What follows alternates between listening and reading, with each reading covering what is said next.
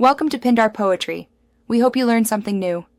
You start by validating your Android build and making a full backup. This protects you if anything goes wrong.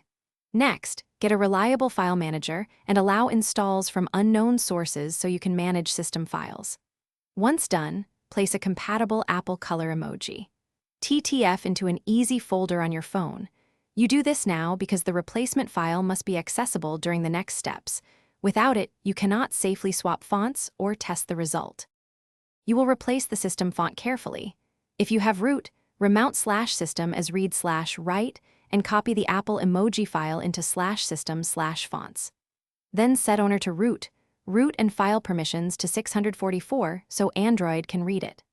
Once the file is in place, clear the font cache using your installer or use a Magisk module to automate this.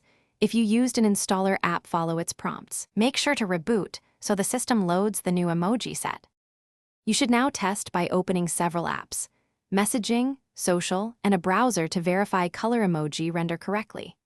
If you see squares or missing icons, first restore your backup if needed, then double-check the font file name, ownership, and 644 permissions. Incorrect naming or permissions are the most common causes.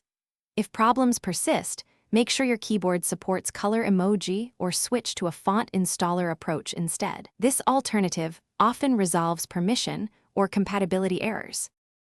Thanks for watching. Consider subscribing if we helped you.